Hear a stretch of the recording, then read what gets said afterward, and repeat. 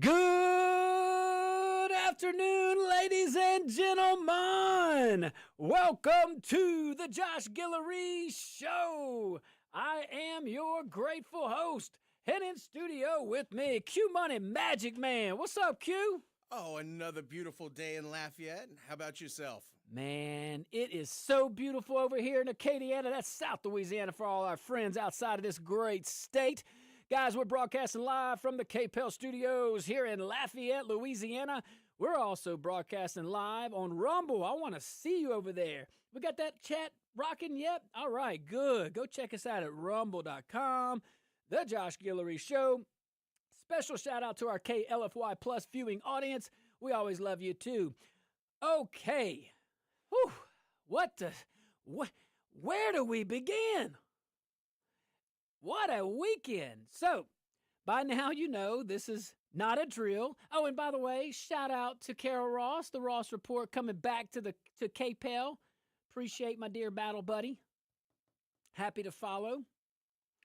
Let's see here. So, not a drill. We know that. Not a drill. If you have unplugged this weekend and you haven't been around the news today, welcome back to Earth. Because the Middle East did not have a quiet Saturday. So day 3 of open U.S.-Israeli strikes on Iran. The goal here, regime change. And the president has been very clear that the Iranian people need to take over their government. So, Saturday, you saw coordinated U.S.-Israeli strikes. I'll just bring us all up to speed. Sunday, confirmation that Iran's supreme leader has been killed, engaged and destroyed, gone. President Trump says 48 Iranian leaders were eliminated in the operation. That number might be updated by now. But, I mean, regardless, 48 or more, I mean, we're talking decapitation level targeting, dismantling a command structure. No playing. I'd say that's changing the balance of power inside the regime. I don't know, Q, overnight? I'd say in 30 seconds. It was, that's something to get that deep. You would think, either we're really good or they're not as good as they say. Maybe both. I just know that, man, at some point, people who bought the Chinese radars, Woo! man, Temu just can't keep up with American manufacturing. Hey, you Temu'd those missile defense systems? It looks like they did. I got that Patriot missile defense system on Temu. I think the only lost aircraft came from friendly fire in Kuwait, and all the pilots safely ejected. You saw that, yeah. So, you know, when all this is going on, though, when you think about it, especially this, I mean, shock and awe. You know, President Bush had shock and awe in 2003 with Iraq. This was so surgical, but I mean, like, intense. And let's think about it. What happens when you do all that? Let's think about this. The table shakes. Iran responded pretty fast. Missile launched, the usual SOP. Missiles launched towards Israel. Drones across the Gulf. U.S. assets targeting Bahrain, Qatar, Saudi Arabia, the UAE, even Iraq. Airspace shutting down. Oil tankers hit near Oman. Not sure if you saw that. Explosions reported in Abu Dhabi and Doha. Jordan closing its skies overnight. That was an interesting decision. UK base in Cyprus hit by a drone. The UK did say that the United States could use their air assets or their airfields, to launch strikes, but only if it's against Iran's ability to send missiles. We'll take it. But think about this, though. A UK, really think about this. A UK base in Cyprus, Iran hit them with the drone. That's NATO territory, by the way. Just saying, if we really want to follow the rules, Iran like issued a strike against a NATO member in NATO ground. Just saying. Now, over the event, it was reported 3 American service members killed. My understanding, we have a 4th confirmed one today, someone reported. If so, that would be the 4th one. 3 or 4, that's 3 or 4 that are precious. And please, please pray for their soul. Pray for those families that will be getting that call if they haven't already. And, it's the ultimate sacrifice. There's a lot of things that matter here. President Trump, as far as messaging, says he's not done. He says operations will continue until no way, Jose. Now let's zoom out because he said more than that. But let's stay right there at this moment of time, just kind of doing a little recap, okay? We now know this is the most serious U.S.-Iran escalation, I think, ever, but in decades. You have leadership decapitation. You have retaliatory strikes across multiple countries. You have commercial aviation disrupted. Global energy infrastructure touched. Interesting impact on the oil. China's going to be hit hard. Russia might benefit from it, but then Russia could suffer from Iran's ability to give them some, I think, air defense or something, some kind of military equipment. At this point, you almost got to question: do they really want to buy it?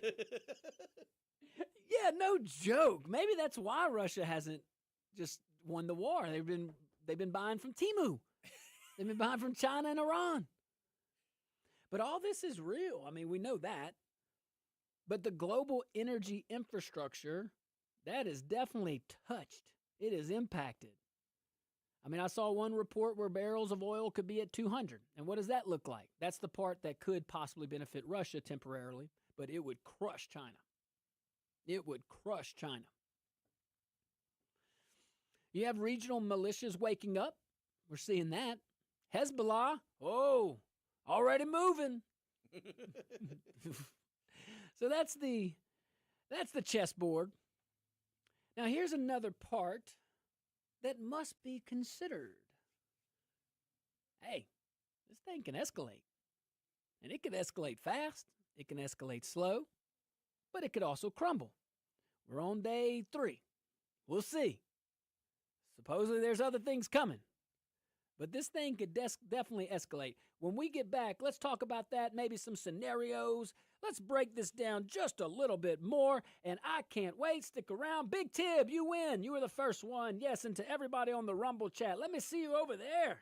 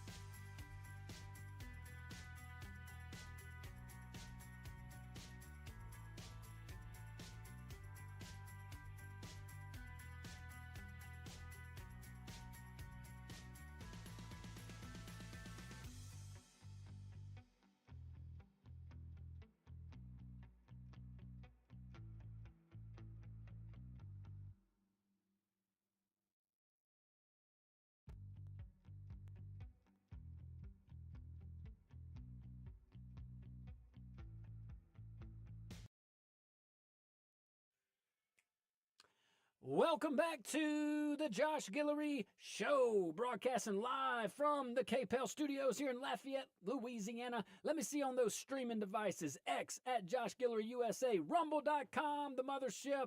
Look up the Josh Guillory Show. Shout out to our KLFY Plus viewing audience. Man, this segment brought to you by my friends over there at SeaSafe, S-E-A, just like the ocean, seasafe.com. Go check them out. All right, before the break, we were talking about Iran, the Iran-U.S. tensions, U.S.-Israel-Iran tensions. Should I say it better? We were talking about who are the players, what are they doing, where we're at, 3 days now. But there is another part of all this, as we were discussing in the break, or right before the break. This thing could escalate. What does it mean? It can also, but just like I said, it could escalate. It could also stabilize fast if Iran's command structure fractures. 48 top guys, yeah, I'd say you're getting up there. And both outcomes, though, both outcomes are possible. That's why markets are watching. Is a little twitchy right now. That's why every embassy in the region is on alert. Now, I know, my dear audience, we don't scare easy. I get that. But we also don't play dumb. This is big. And here is one important distinction. Strength applied is not chaos. But strength creates reactions. Like it or love it. Like it or love it. Love it or hate it. How's that? Like it or love it. That too. But strength creates reactions. And reactions do create ripple effects. And over the next 2 hours or next hour and a half or whatever we have, we're going to try to talk about all this stuff. What does it mean for oil prices if we get to that? You know, what does it mean for other things in the region? What this means for Iran internally? Because when you remove a supreme leader, you don't just change policy. I think there's more than that. There's a whole bunch of dynamics that are changed when you do that. Maybe if we have time, maybe we talk about the 2026 geopolitics of all this in the region, micro here, who knows? Because this is quite a pivotal moment, to say the least. Day 3, missiles flying, alliances activating for sure, leadership removed, and the world adjusting, all in real time. We are not watching history, my dear friends. We are living it. Stay with me, though. We're just getting started. Let's go to, because I've got to move to this next topic. My folks have got to see it. They've got to hear it. The big wave. The big wave. So this morning, you might have seen President Trump gets on the phone with CNN. Did you see that, Q? I did. Man, 9 minutes. And he tells Jake Tapper something that should make everyone sit up a little straight. He says the U.S. military is knocking the crap. That's a quote. I'm quoting the man. You know, he said, quote, knocking the crap out of Iran. Okay. But he says the big wave has not yet happened. Let that settle in. Day 3, leadership eliminated, missiles flying across the region, and the President of the United States is saying, we haven't hit them hard yet. All right. This matters again for many reasons. He also says he thought this would be about 4 weeks. And we're ahead of schedule. That's I don't know if that's Trump or if that's fair, if that's because I do think militarily they probably thought they'd have more of a resistance in this. They had to have thought. I mean, come on. But here we are, ahead of schedule according to the president. And that's a very specific statement. That's not a random. I mean, 4 weeks is not forever war. That's good. 4 weeks is defined by a window, but he didn't lock it in. He just, he expects about 4 weeks. Maybe overselling. Maybe underselling, over delivering. That'd be great. That would be wonderful. I hope it's that and not just, well, we thought it would be. But I don't think, while the president sometimes can come across very passionate in his words, I don't think his language was emotional. I mean, he's given timeline language. He also admits something important. He says the biggest surprise so far was Iran firing into Arab countries. That's true. He says they were supposed to stay out of it. And instead, Iran, they go and hit a hotel. They hit an apartment building. And now those Arab leaders who were out want in. I mean, what are you thinking? Like, unless they're just spraying and praying, like you could sometimes in a firefight that'll happen. But it's these are supposedly, I would imagine, calculated decisions. I would imagine they had a standard operating procedure if they were attacked. And as part of that protocol, we're going to go fire missiles on allies in the region. I mean, this is that NATO thing too, by the way. That I don't know why that bothers me, but it just bothers me. That NATO is not all up in arms over this. Or at least saying something like, we acknowledge that our charter has been invoked. We understand that by our rules, we're supposed to all be in this together. And then Ukraine over there, sitting like a mistress, can't even be a full NATO member, has to be a NATO ally. It's confusing. It's confusing in our relationship. Now back to these Arab leaders. They don't like when you bomb them, turns out. And now they want in. And that is what the president was saying earlier this morning, and he's probably echoed it since. Rightfully so. That does change things quite a bit. That does change things quite dramatically. Now, God forbid, but let's say we have to have ground forces in there. That really changes things a lot. Because Iran over here, and think about it, let's go back. For years, all these Gulf states, they all lived under the nuclear shadow. You had Iraq, and you had Iran trying to do all this stuff. Maybe I'm missing one. But they've been sitting in here for years under this environment, quietly nervous, publicly cautious, trying to balance strength to maintain their order. It's a different culture, different countries. They had to balance all that, but not trigger the United States, Israel when they're backed by a U.S. president. I mean, the region. So this is definitely a change of events because Iran hitting them directly, I mean, suddenly neutrality disappears like that. I wonder if NATO would feel that way if they were ever hit. Oh, yeah, they were. Anywho, it bothers me. I don't know. Why have the rules? Why have the Why have the alliance? Exactly. What is NATO if you just got attacked and your creation, you are created in large part. If one of your members get attacked, they're all in defense. And it's right after European leaders just got done saying that President Trump wouldn't support NATO members if they were attacked.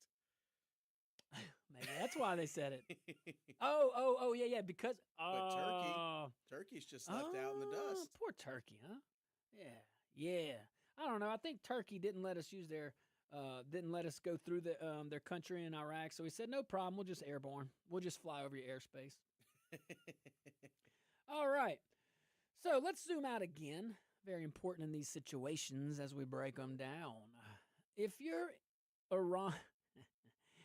Iran's remaining leadership, and that is a very short list right now, you really have two choices. Do you escalate? Do you consolidate? Do you escalate or do you consolidate? Trump says they don't even know who's leading them right now. I think it's fair. Last I called, there was three, for continuity of government, there's three people: the president, head of the judiciary, and some kind of clerk. Okay. Okay. But when you remove, think about it. When you remove nearly 50 doggone senior figures in one strike window, succession becomes a little messy. Wait a minute. Who's the seventh Ayatollah in charge? Who's the great grand Ayatollah? Is that how it works? I don't know. Oh, and messy regimes though. Messy's bad. Because messy with a regime, that's a whole other thing. They make mistakes. They go cray-cray. They start bombing NATO and their allies. But here's the other part. Trump says negotiations were going nowhere. Every offer walked back. No agreement to end enrichment. He's framing this as the end of the deal era, and I think it's notable. He's saying no more handshake theories, and we ain't giving cash on a pallet on the tarmac. Y'all know what I'm talking about. And the president's argument's simple. You can't let a regime with a 47-year record of proxy warfare get nuclear capacity and capability. What? That's a no-brainer. Now, military strength works. We need to talk about that because military strength works, but it always produces a reaction cycle, if you think about it. So, all right, we'll talk about that when we get back. I hear the music cue. We're going to open up them phone lines. I can't wait to hear you. Very serious topic. I want to hear your thoughts on that. 232-1542. Can't wait to hear from you.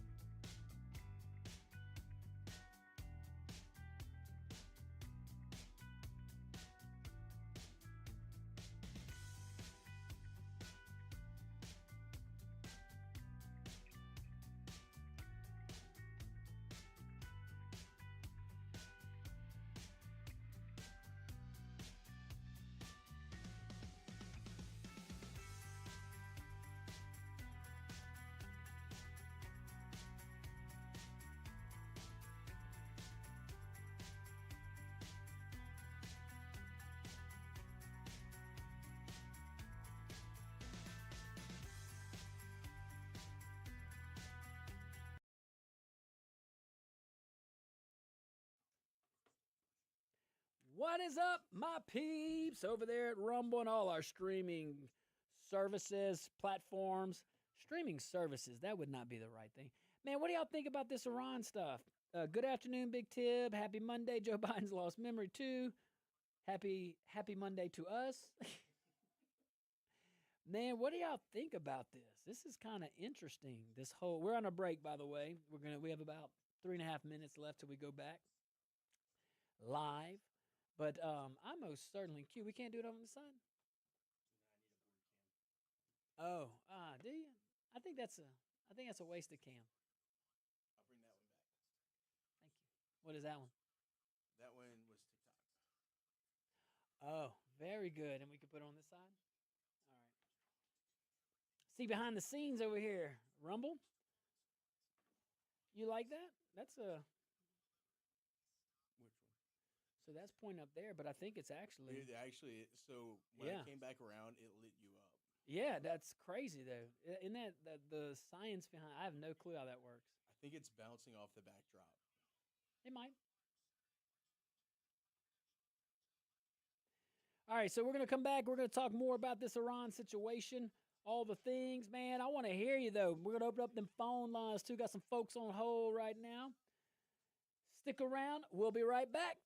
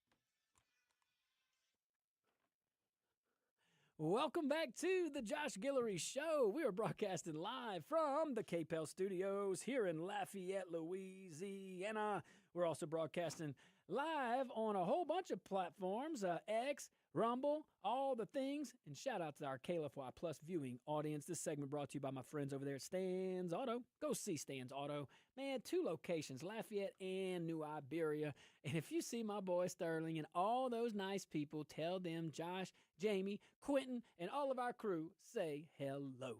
All right, my favorite part of the whole doggone show. This is the part where the audience carries the show. I might be at a deficit here in the quality and value that I'm giving you in these 2 hours, so I need my dear audience to really carry the load. So let's start off with my dear battle buddy. What up, Mr. Bobby? What's going on, Mr. Bobby? We just saw the Berlin Wall fall in this generation. Ooh, I think you're right. Hey, hard power force works every time. You know what the second phase is going to be, he said? What's that? No, he didn't say it. You know what it's going to be, huh? Tell me. Oh, I'm not going to say. Okay. I know what it is. You know what it is. Well, the second wave seems like if that would think about this. If he says the next wave is going to make this look like nothing, put 2 and 2 together. Right. I don't think he brings ground troops, do you? I don't think he does.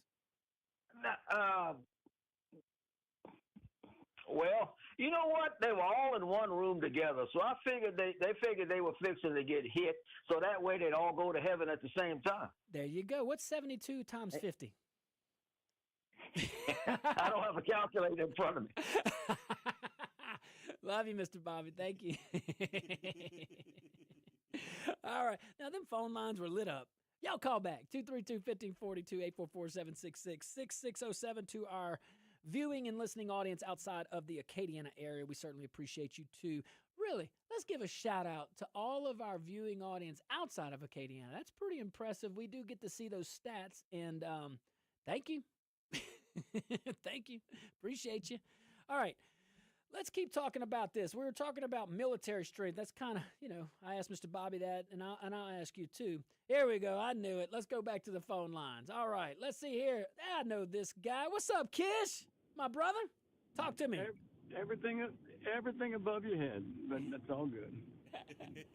Talk to us. You know a little bit about Iran and the Iranian people. Man, what's up with all this? What you want to know, man? I'll tell you anything you want. I got relatives over there. I tell you, they're so happy they can't believe it. They're in tears. They're so happy. I'm in tears because they're happy. Man, and I know. If go ahead. Someone like you that's been in the battlefield, Josh, and as a veteran who I respect the hell out of, did you under Biden or that? God, I even hate to bring up. My tongue bleeds when I bring up the name Obama, but under Obama and Biden. Now I got a toothache, but just did you never heard the word warrior ethos? Now it's like, yeah, we're back to where it's supposed to be. Right. I mean, did you see his speech this morning? I mean, not his speech, but his delivery. Yeah. There was no play. Yeah, there's passion. There's conviction. There is, and look, you gotta give the president some credit here. It's not like he didn't try to negotiate a lot. I just wish he would have went in a month ago and saved a lot of lives. These liberals over here, they're Marxist communists. They're not liberals. People say what's wrong with them.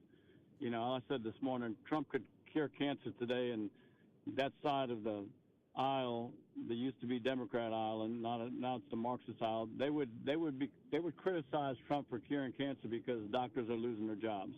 That's how twisted they are. But they're twisted. Look at all the jobs you're killing. Yeah, they would. They have a goal. They want to change America. They want to put our military men in dresses. That's what we had running our military under Biden. It's amazing, the real communist countries missed a golden opportunity under Biden to physically attack the United States, and now it's over with. Our military is super strong. Josh, I'm third generation. Hey, Kish, we're going to move on to another call. We got our phone lines lit up, but I'm high-fiving my boy, Keith Kishbaugh. Shout out to him, man. I love it. And guys, what y'all heard in his voice is true, man. He has pretty good ties with his family over there, a lot of family members, and I do appreciate the inside. And he'll be on soon. All right, let's see here. All right, Eddie, what's up, Eddie? I think I got a couple of things to say. All them other presidents have to ask their wives for their cojones back. But see, Trump ain't got to ask Melania for his cojones because he is the top dog with the cojones. And I'm going to hang up on that. Thank you, Eddie. By the way, Melania Trump, I heard she is going to be giving opening something with the UN General Assembly, if I'm not mistaken. I think the Security Council. That's awesome. First time in history a United States First Lady. Not the first time a First Lady has spoken, because Eleanor Roosevelt. I was about to say Eleanor Rigby, but that's okay. All right, who are we going to? Justin! What's up, Justin? What you think about all this? Hey, it's going to be Iraq 2.0. I don't have a good feeling about it. But you were talking about the 72 virgins. You know, they've been reading that scripture wrong in the Quran for years. It's not 72 virgins. It's a 72-year-old virgin. So they died and they went up there and met B. Arthur. They did. It's translation. You see, it was a translation mess up. See, Justin brings value so much on his calls, so he just educates us. Right. No, guys, it's a 72-year-old version. Anywho, who we going to? My dear friend, Mr. Blue Wave. What's up, Mr. Blue Wave? All right. Hey, say Mr. Bobby didn't have a calculator. How about 72 times 50 equals 3,600? Okay. And y'all have a good day. Bye. Woo, Mr. Blue Wave. They better bring some water and some sleep plans. I don't know, man.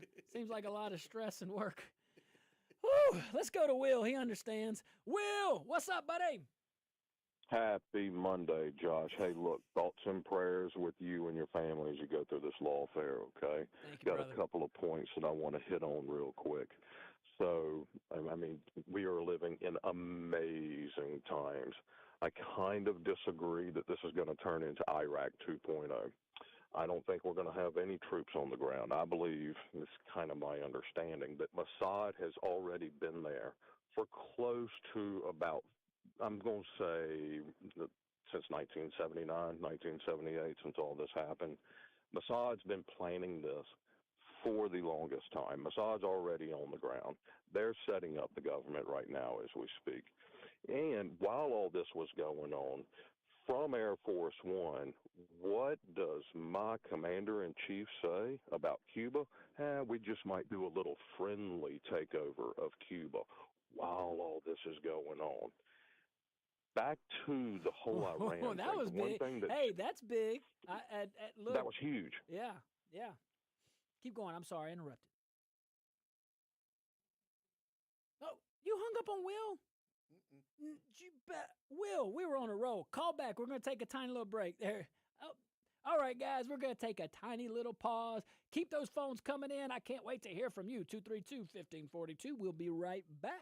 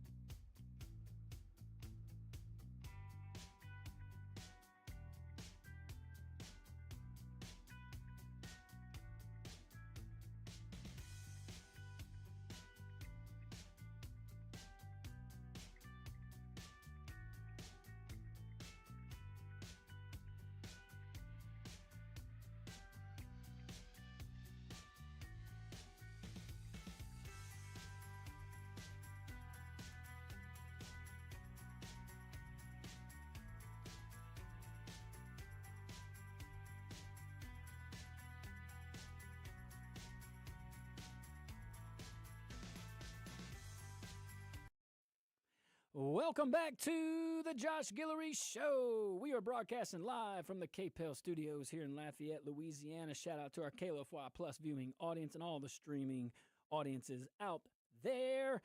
Guys, this segment brought to you by my friends over there at Sea Safe, SEA, just like the ocean. When you need something that you can rely on, when you need dependability, when you need something you truly can count on when you're building something, and if you're interested or you need or you have questions about FRP products, please call Sea Safe, man, from wastewater treatment plants to offshore drilling platforms to maybe even some residential. I heard Clay was talking about that when he's on the show the other day. Just go check them out. Cool thing about Sea Safe, SEA, just like the ocean, man, Sea Safe, their FRP products are manufactured right here in Acadiana by American workers. Man, go check them out, seasafe.com, SEA, just like the ocean. And I want to go to my friend Jared on the phone. Phone lines are open, guys, 232-1542, 844-766-6607. Will, if you're listening, Will, Quentin said he didn't hang up on you. He said you hung up, so I'm just saying it wasn't us. Go ahead, Jared, bring some truth, baby. Hey, look, these people are so dumb on the left. Check this out. They're up there protesting for a country that if they was in that country protesting, they would be getting shot from the rooftops by the guards for the Iranian regime, killed dead for protesting.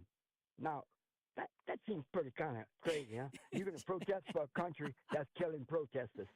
You serious? Jared, they couldn't even point. I mean, they couldn't even tell you where Iran was on the map. Josh, they got to do better than that. Come on, they got look. I understand you hate everything about Trump, but come on, people, y'all protesting because the last of it. I mean, remember, Trump said the last of it was behind them killing innocent civilians. That's true. And they're protesting for that. I'm really.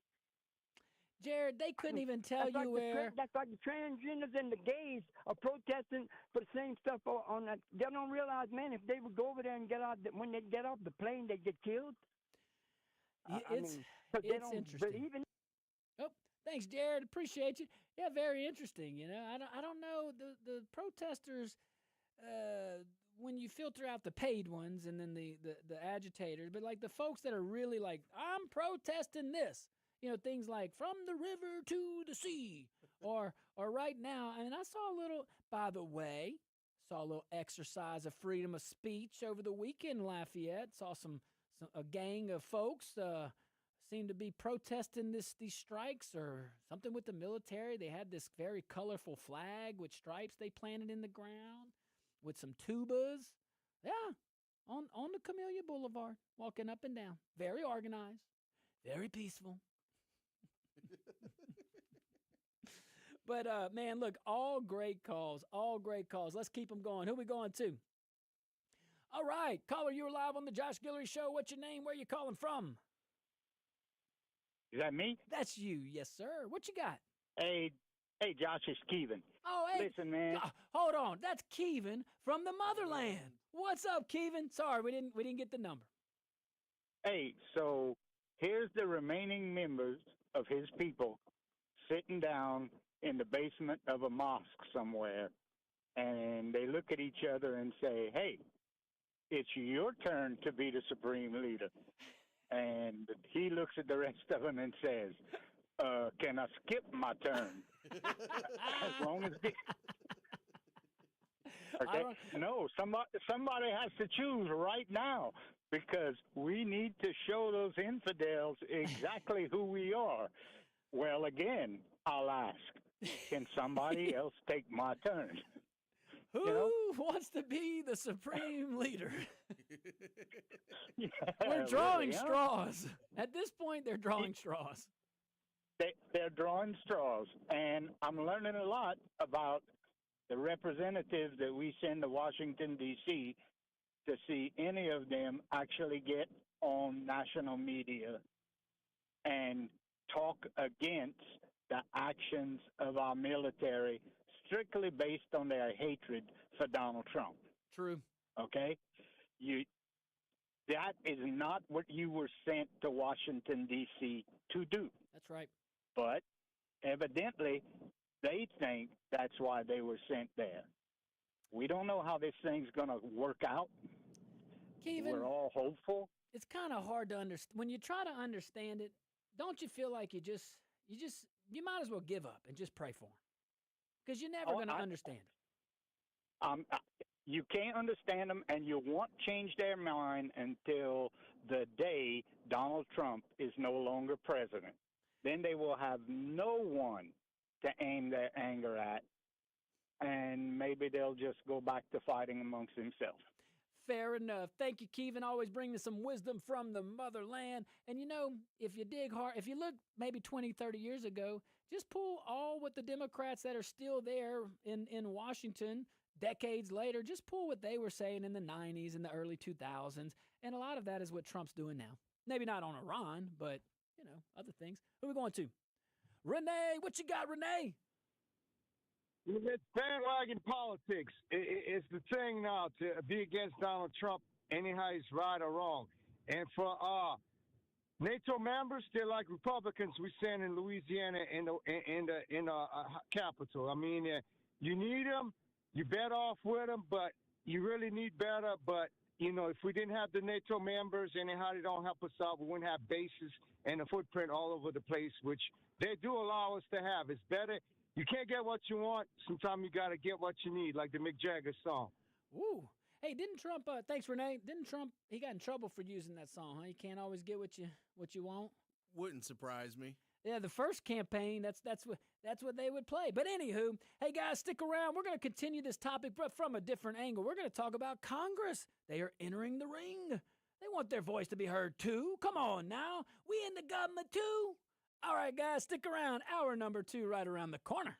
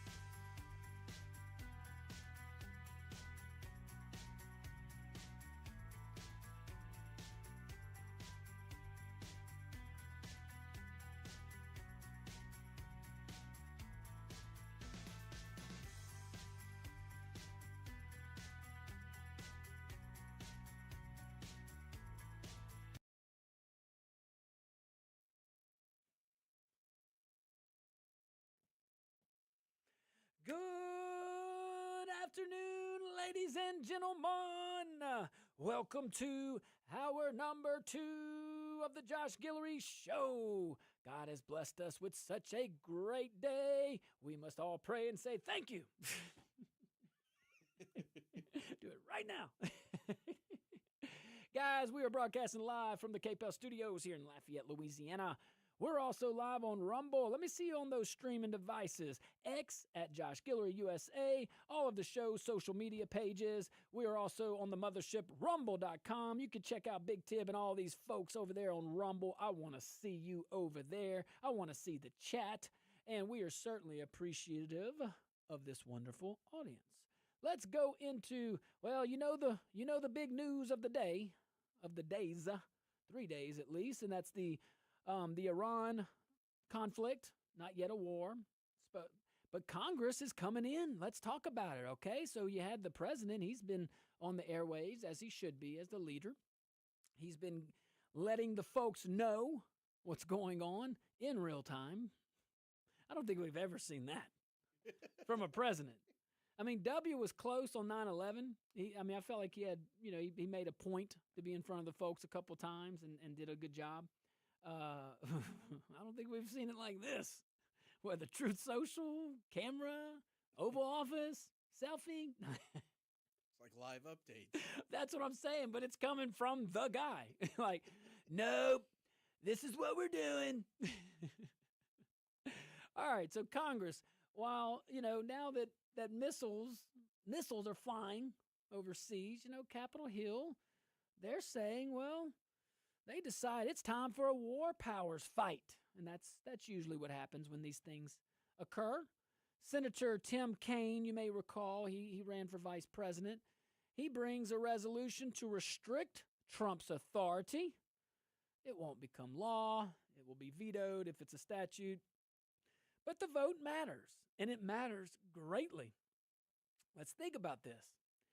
This vote forces every senator to put their name on a position. Good. Here's what's interesting. You can't say this is a Democrat versus a Republican thing. Not on this. I mean, you've got Rand Paul, for example, opposing extended force. We saw that. Of course, you got the two, Susan Collins and Lisa Murkowski, asking questions about duration. Well, we're going to go ahead and, Senator, thank you so much. The war is scheduled to end on March 12th at 2:38 p.m. Is that okay with you guys? Can we cancel the war then? Can we schedule our attacks too? Come on now, Senator. It will last as long as it needs to. That's what the answer should be by any president. John Fetterman says he supported the first strike. No surprise there. So none of that is clean party lines. Got a little tension going on. And tension is normal when American troops are involved. American troops, ground troops are not involved at the moment. Justin, my dear friend, definitely a friend of the show, called in and said he thinks it'll be Iraq 2.0. It doesn't get there without the ground troops. So as long as there's not ground troops, I think that's a good sign as far as these long-term wars. And Trump's been pretty consistent on being vehemently against these 10, 20, 30-year, well, we hadn't had that, 20-year wars. Very, very clear on that. And I think that's why you're seeing how he has chosen to attack the enemy. Maduro, I hope that's a one-off. That's a different situation, and it involved narco-terrorism. Iran, how he's dealt with the tariffs, very tailored. Yeah, you start off with a broad brush, but he brought that in. He narrowed it in. So it's all kind of making sense.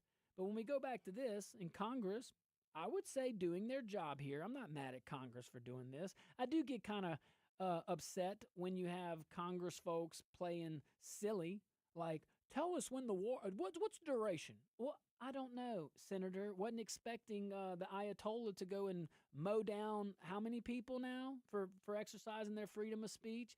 Wasn't expected to, after negotiations, Susan, Wasn't expecting doggone proxy wars to continue. Didn't know that was going to happen. Didn't plan for that, Susie. Okay? So, no, we can't tell you when no president can. There's been 45 of them. Lincoln didn't know when the Civil War was going to end. Washington, well, he didn't have a war while he was president. None of us knew.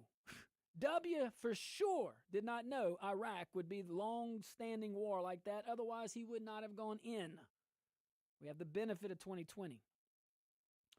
But critics are now saying that Trump had no imminent intelligence of an attack.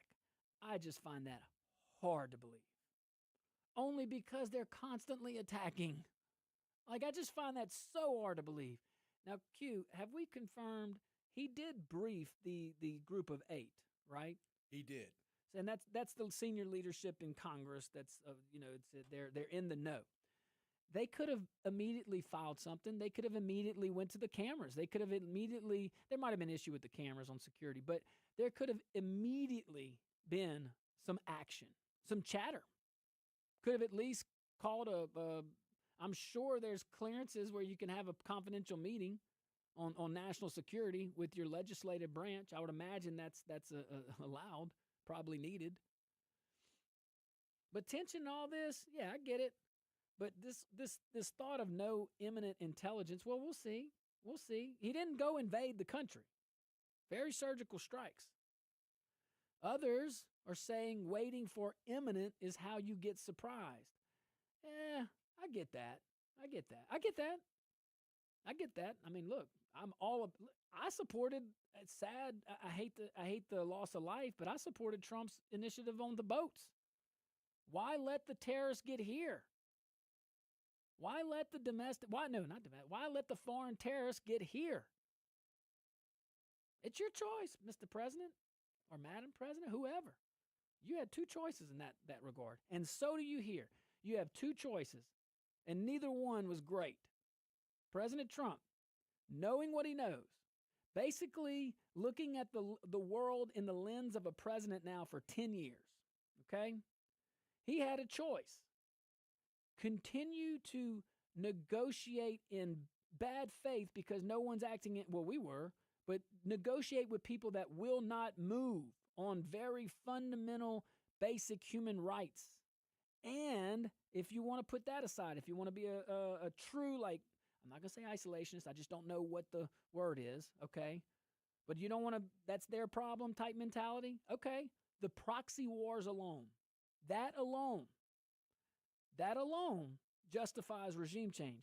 I don't have the intelligence that the president that is being briefed on.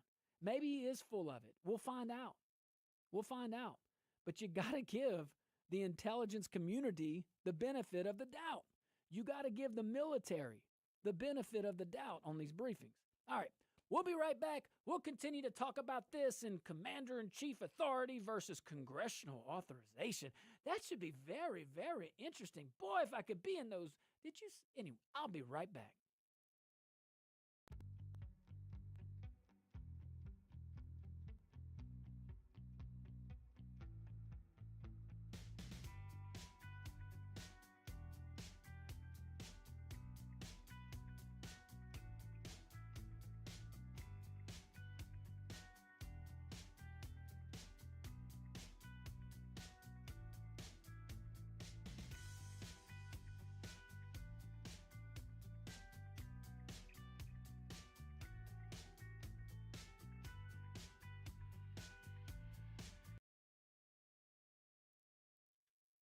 What's up, Rumble, X, all the social medias, even locals. I see we have some folks on local. All right, cool. Hey, guys, good to see you. Good to hear from you. Let me get you on that chat some more. That chat's quiet. Come on now, brag on you all the time. Hey, we're talking about the Iran conflict right now. We're specifically talking about Congress, man. What do y'all think? I don't think it's bad. Like, the discussions right now on limiting power, that shouldn't make anybody upset. That's actually the government doing what it's supposed to do, you know? These are national level discussions that we should be focused on. So it's no problem there. I just get really frustrated. I don't know why. I really don't know why. Maybe because I just don't know why. But I get really frustrated when senators or congressmen, they try to like handcuff the executive branch or tie his hands behind his back to do his job. Like, he's the commander in chief.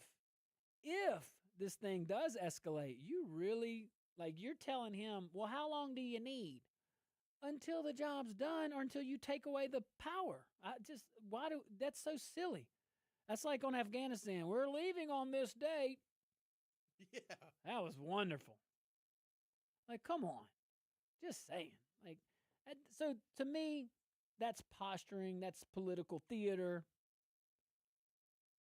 I mean, I don't even think Rand Paul's calling for a duration. He might be. I haven't seen him call for a duration. I've seen him call for a war powers Sure. resolution, but not setting a specific duration for the conflict. Nothing wrong with a war powers resolution. That is what Congress should do. And up or down, vote it. Agreed. We'll see. We'll see what happens. It's very interesting though. With the group of 8 being briefed and not doing anything. I mean, that's tacit agreement, you know. I mean, Schumer could have ran out to a camera. I mean, that guy hasn't seen a camera yet that he doesn't like. That guy, it has to. That's why I know that's what makes me believe that there's viable information, because it's confidential, and because it's confidential, you can't run to a media camera. You see what I'm saying? And that's to me. I mean, these guys. Hey, Benoit says you need to add volume. On me, RDB. How's my volume right now?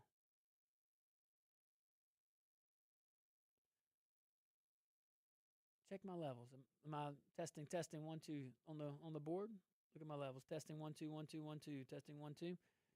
Robert, give us or anybody on Rumble, give us a little audio check. How are we sounding? Testing. You putting yours? Q's gonna go check.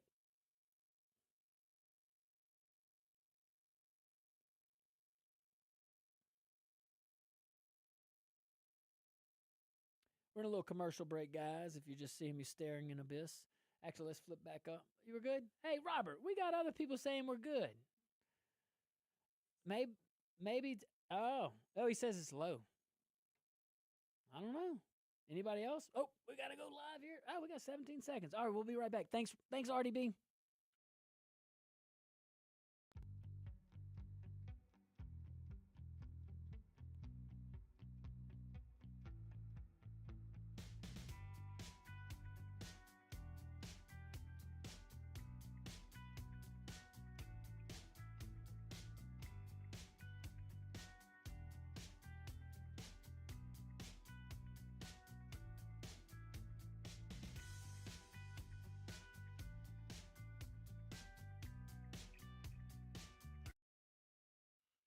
Welcome back to the Josh Guillory Show, broadcasting live from the KPEL studios here in Lafayette, Louisiana. We are also live on Rumble, rumble.com. Let me check you out over there. Shout out to my dear friend, Chief of Staff, Robert D. Benoit. I love you, brother. Thank you. Give us a little feedback on that volume, though. See, it's a team effort, a little team effort. All right, so we're talking about the news of the day, which is the Iran conflict. We have Congress coming in saying we'd like to have a little say-so in this too. Nothing wrong with that. Nothing wrong with that. Some folks say you didn't have intelligence. Other folks say, yes, we did. Well, the president did brief leadership in Congress, and no one chose to do anything, which means, to me, pretty viable information. But this, my dear friends, we talk about Constitution stuff all the time. Oh, constitutional. We love the Constitution. I love the Constitution. But this is a constitutional argument. Let's see. So commander-in-chief authority, like I said, versus the congressional authority that's been given to that branch under the Constitution. It's not new. It happened under Obama, Bush, Biden. And now it's happened under Trump again. But here is what's different. See, this is not a limited airstrike on a weapons cache. I mean, this was straight up leadership removal. Leadership was briefed, our leadership. And that's a much bigger strategic move, okay? When you take that kind of action, regime change and stopping all these proxy wars, Congress should want to say, this is actually something the Constitution says you should do. See, the federal government is a government of limited powers. This is one of them. Focus on this, not all these schemes with these programs. Anywho, I digress. Because it's good to be honest with each other. I don't think most Americans want another open-ended Middle East war, and I'll give Susan Collins and Murkowski and all them the benefit of the doubt on asking for a duration. I think your intent is to prohibit an endless war. Well, you can stop one anytime you want.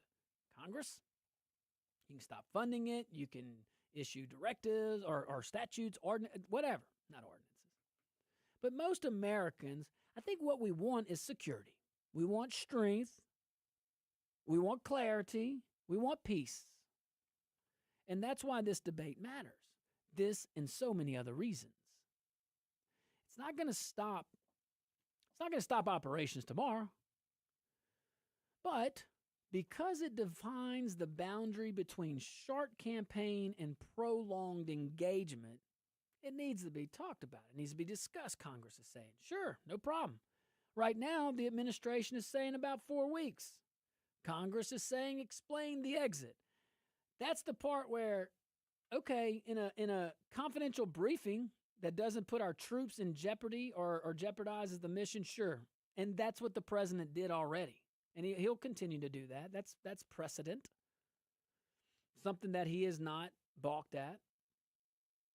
But you got some Congress folks saying, explain the exit. I think if you do that responsibly, you can do it. But for the most part, just the discussion, that's a healthy pressure. We like that. I'm just going to watch. Is it political grandstanding? Is it mic time? Where's your faith? Is it good faith or bad faith? Where's your intent? You know? But you never know. I mean, think about it. Missiles in one hemisphere, debate in the other.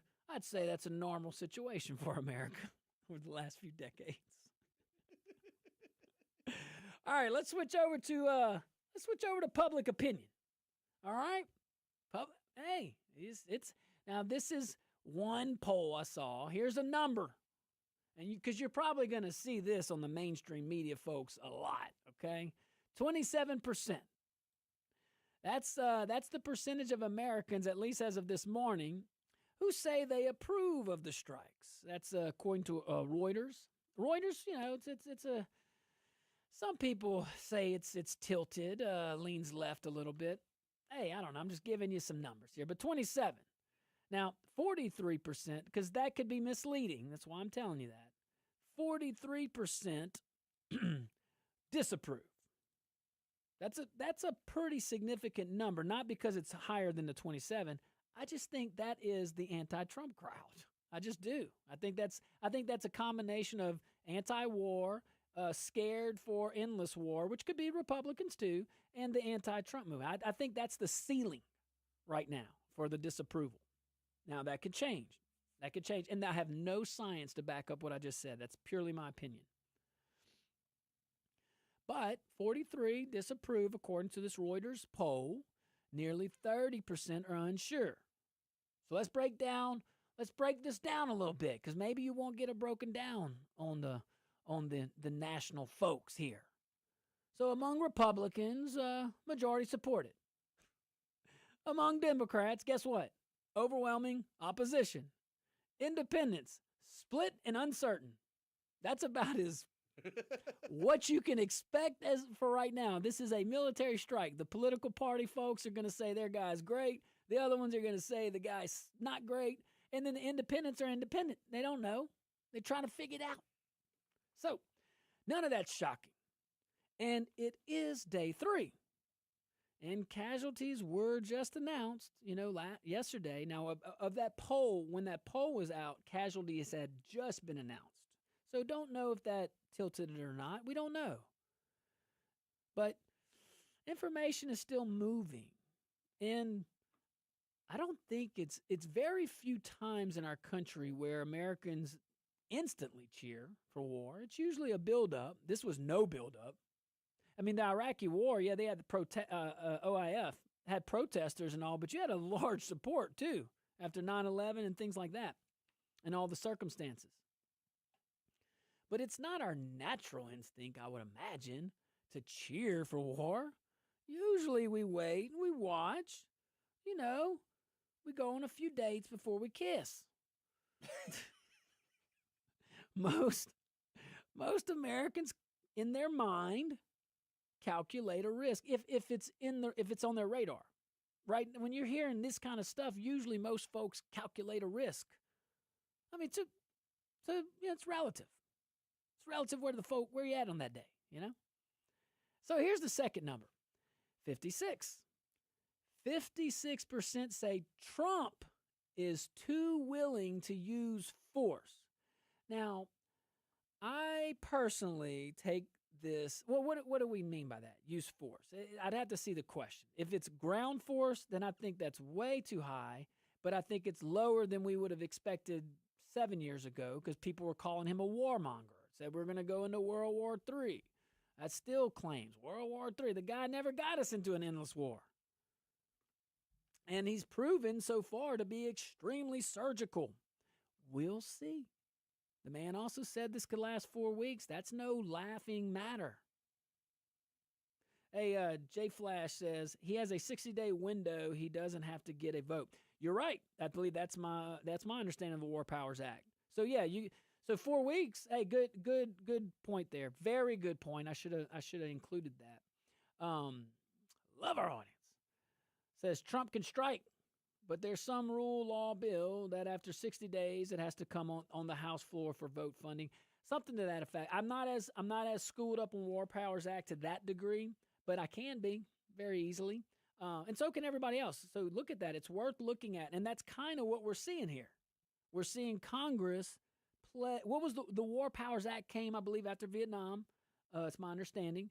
And they wanted to limit the president on, hey, you can't just have these endless wars without we got to say something. We got to have a say in it somehow. And now we're here. It's not invoked.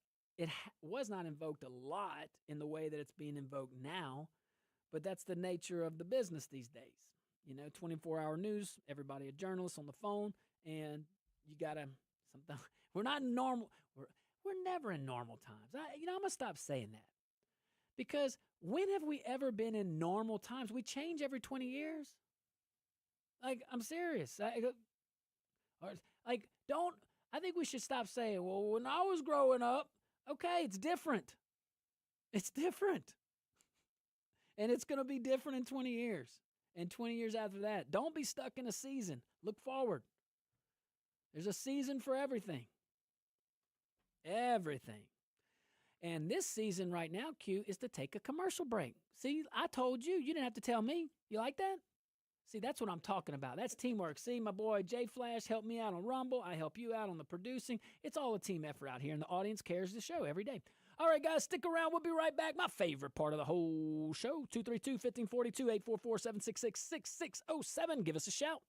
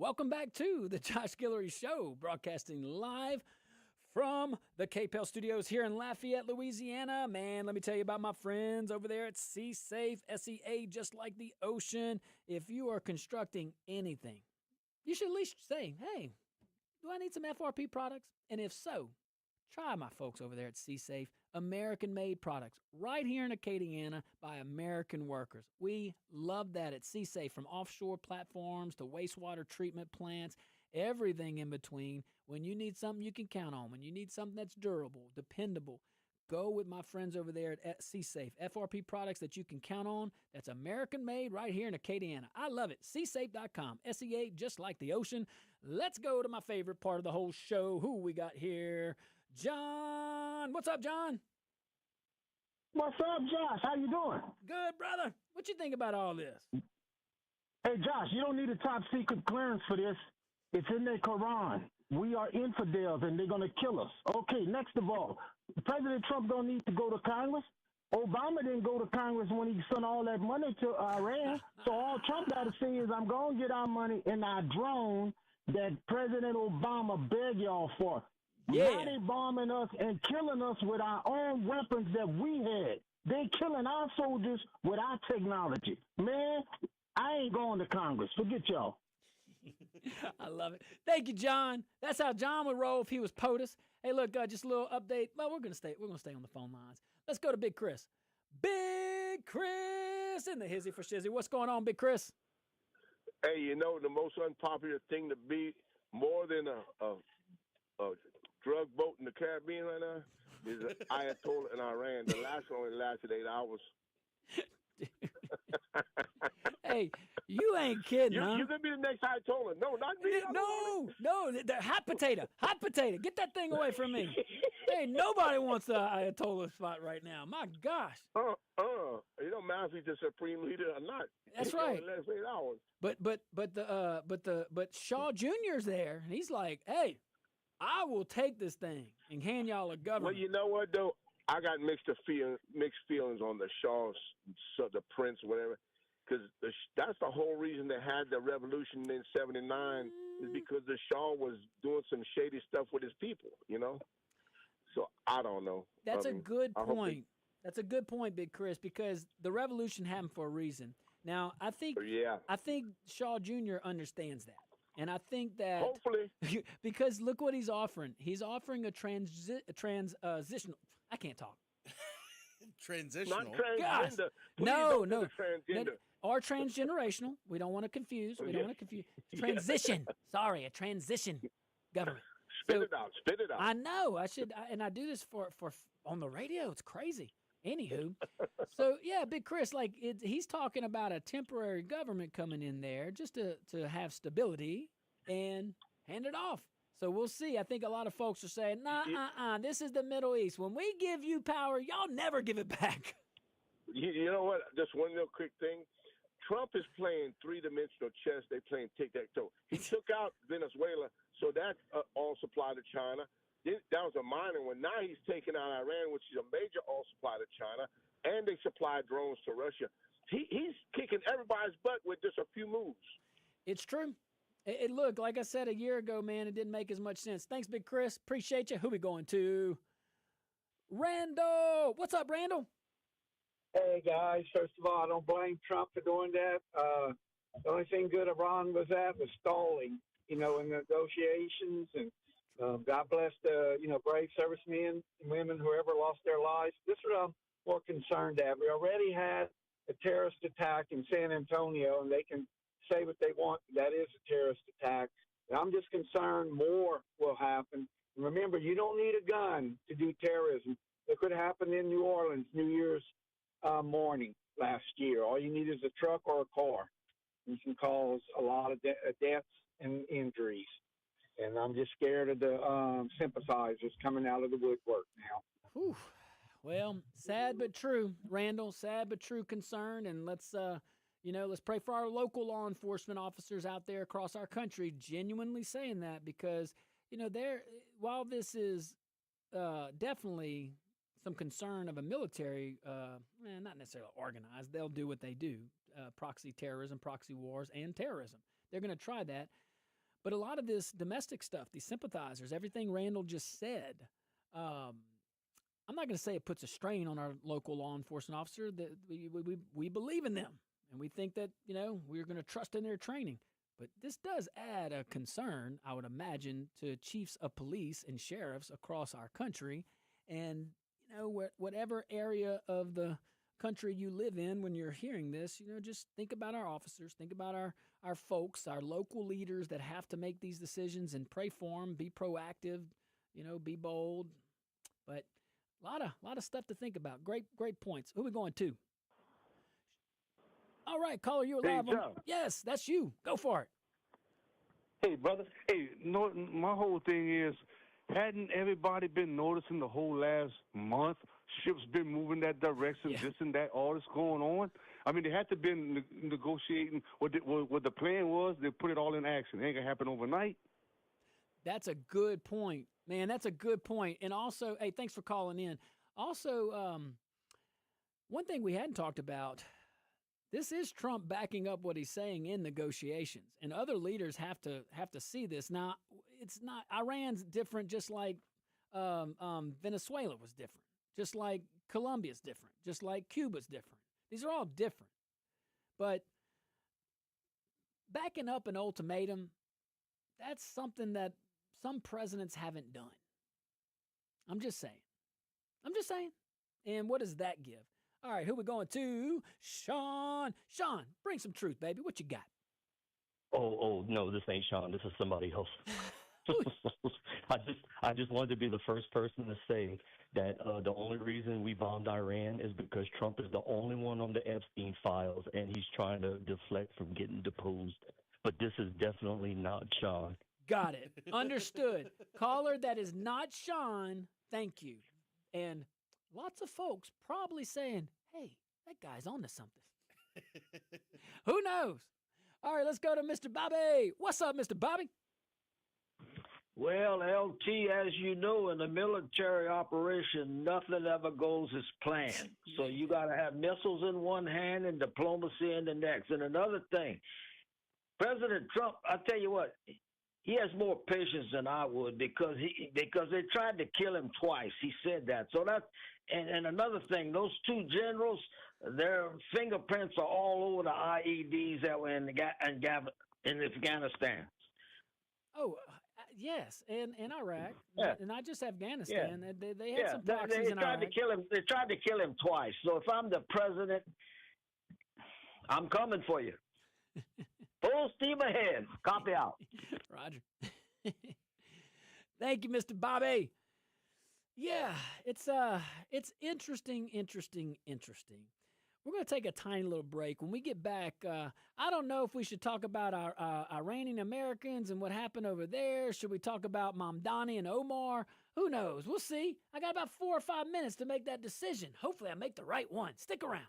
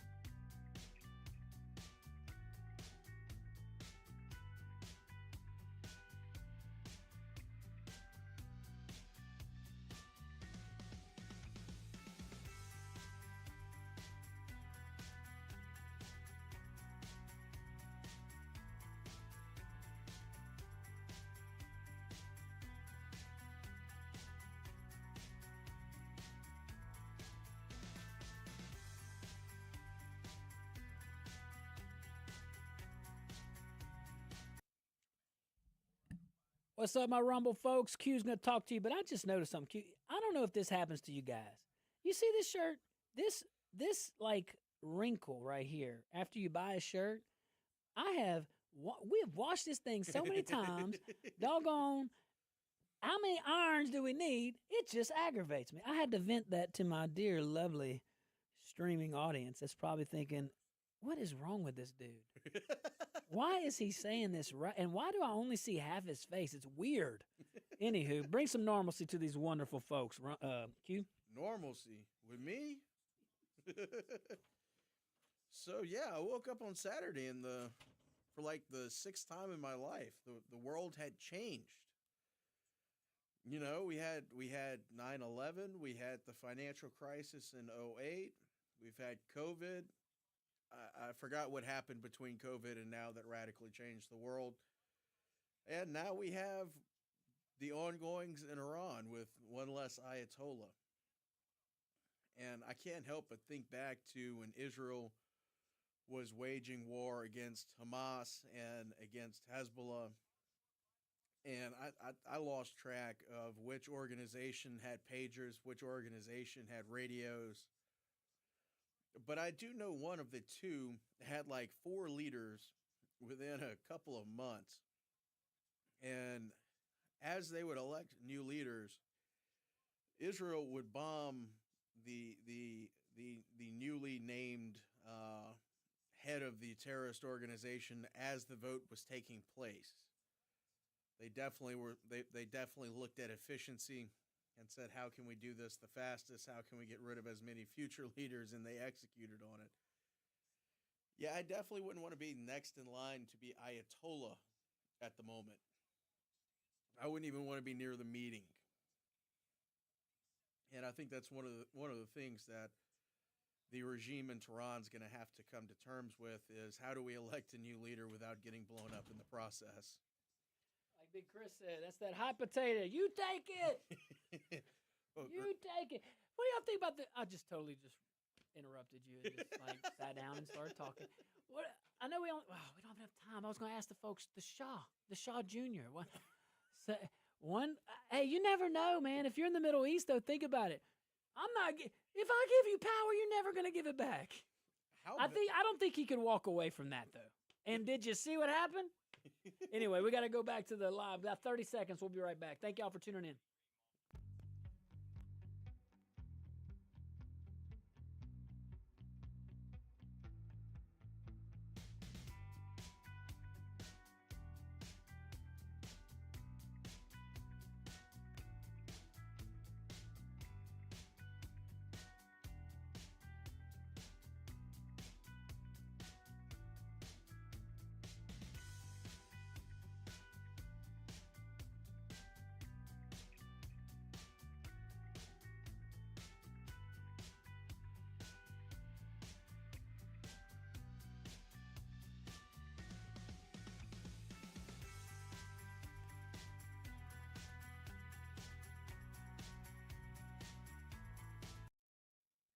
Welcome back to the Josh Guillory Show, broadcasting live from the KPEL studios here in Lafayette, Louisiana.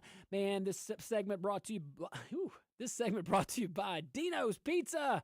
3 locations, 2 here in Lafayette, 1 on Bertrand, 1 on Colley Saloon, and then in Henderson. All 3 locations, great locations filled with great people. So go visit them. Dino's, I love it, especially their Lent menu. Go check them out. All right, we're talking about the Iran conflict. Whole bunch of stuff we're discussing. Mom Donnie, what's he have to do with this? He's a mayor. Omar, well, we talked about Congress. Ilhan Omar, representative, very big advocate of learning centers. Very big. I'm sorry, was I leering at you? You were leering at me, man. And by the way, I'm not going there. So let's talk about. So we're talking about all this serious stuff and things that have, I'm not going to say dire consequence, but very significant consequences in that region and here.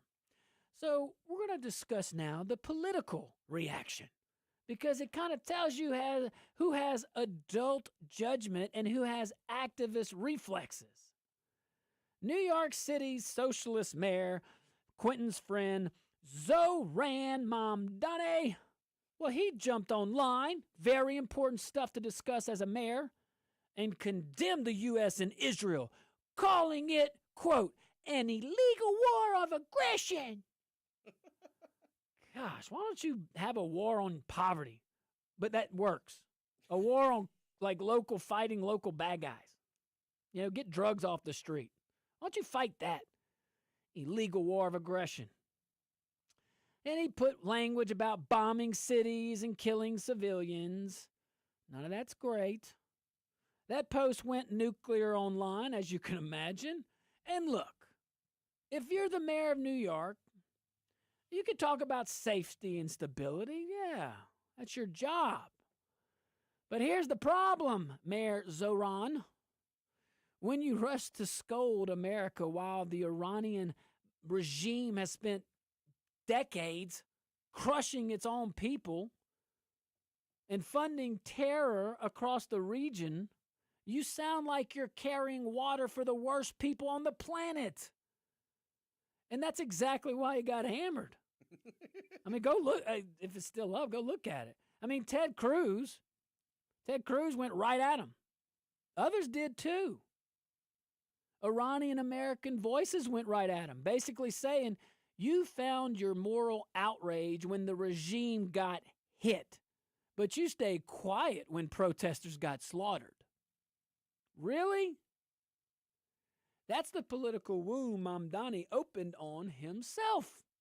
He tried to play, and this is a tactic of many on the far left, to play world conscience.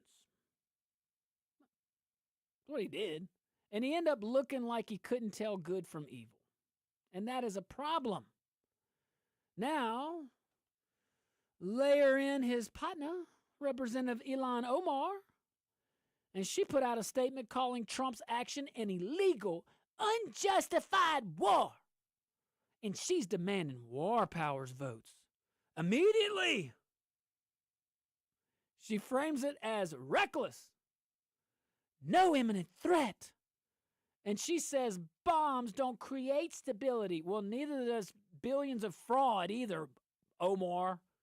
And in the midst of the fraud being doggone highlighted, you drop an earmark bringing more money to the fake entities scamming taxpayers. So I don't really need too many lectures from you there, Representative. Why don't you just go and, do your thing? Well, actually, don't do your thing. It's kind of hurting us.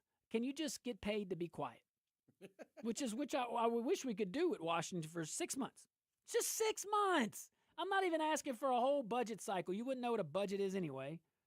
But 6 months, can we just pay you to stay home? Boy, we would just think about what we could do.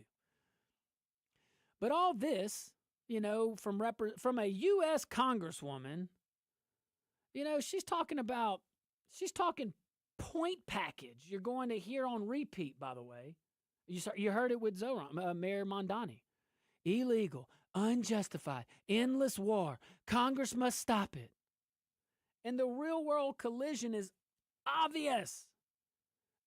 If Iran's regime stays intact, they keep building missiles, keep financing terror, keep playing nuclear games, keep using the region as their doggone checkerboard.